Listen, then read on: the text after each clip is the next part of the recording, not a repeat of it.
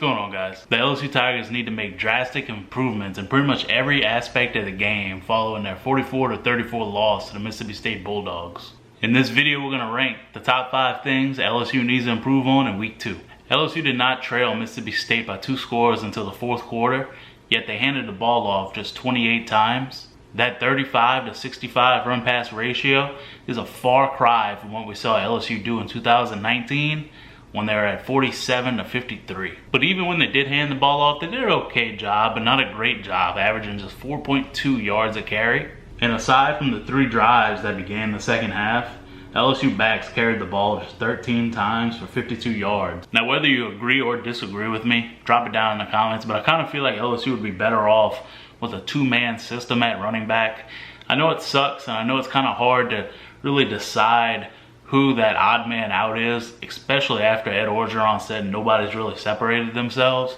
But I just have to wonder if it would be, significantly easier to get 2 guys involved with the snaps and the carries rather than 3 guys. Now, continuing down that same road, whether it was their inability to punch it in with 3 attempts at the Mississippi State 2-yard line, or just numerous missed assignments that contributed to 7 sacks from Myles Brennan, I thought the performance from LSU's offensive line wasn't one you want to remember. The missed assignments are particularly concerning.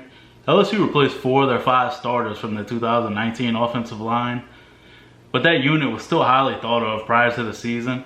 Darrell Rosenthal, Ed Ingram, and Chasen Hines have all started games and played significant snaps for LSU in the past. But one thing I came away thinking following the game Saturday is Darrell Rosenthal did start 3 games for LSU last season at left tackle when Sadiq Charles was suspended.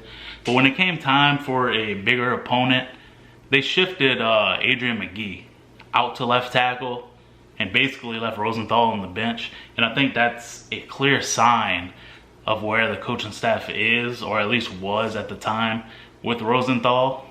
So his development and improvement over the course of the season is going to be really something to pay attention to for the LSU offensive line and just the entire team's success in general. At this point, KJ Costello's numbers are well documented. 623 yards, 6 touchdowns, 8 of 16 on 3rd downs.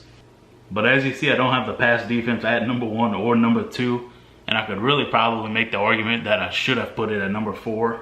In terms of what I'm mostly looking forward to this coming Saturday against Vanderbilt, I think it's watching how the secondary kind of regains their footing. I think with the addition of Derek Stingley, you kind of put Cordell Flott, Jay Ward, and Darren Evans back into their roles that they're probably more comfortable playing in. And in terms of individual improvement from week 1 to week 2, I expect Cordell Flott to be one of the most improved players on the roster. He was bad against the Bulldogs, but you have an entire freshman season of tape on him that really shows that he's a whole lot better than what he put on tape against Mississippi State. 61% of Mississippi State's passing yards came after the catch. That's 383 of their 623 yards. It was often poor fundamentals on missed tackles and players just not being in position to make the tackles. Personally, I'm a little bit more concerned with this than just the overall secondary play. While I kind of think you can count these as one, I just feel like the secondary is more easily explainable with the, losing Derek Stingley and then Jay Ward not even supposed to be dressing out and Evans only be on campus for 2 weeks. So that's why I placed this one ahead of the secondary. 383 yards after the catch, that's not good, and that's something that if LSU doesn't fix, they're going to be in real trouble. And the number 1 thing I want to see, I think it's obvious, it's Myles Brennan. Now, prior to Saturday, if you would have told me Brennan, wasn't going to be Joe Burrow, I would have said, well, no shit. But the one thing I didn't expect was to see him just kind of come out and be complacent and second-guessing himself.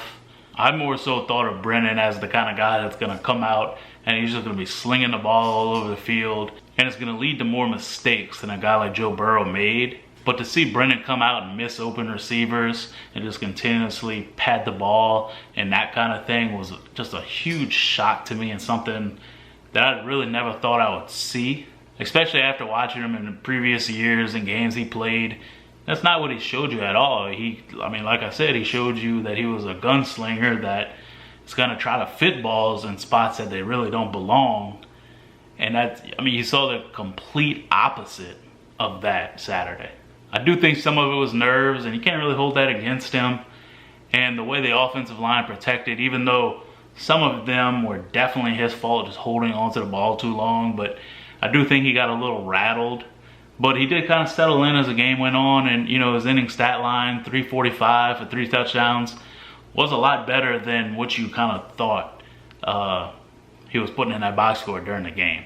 So that's my 5 things I'm looking forward to seeing this Saturday against Vanderbilt. Again, the running backs, the offensive line, the secondary, the tackling, and most of all, Miles Brennan. See if he can come out and be that, you know, just gunslinger, as I keep saying.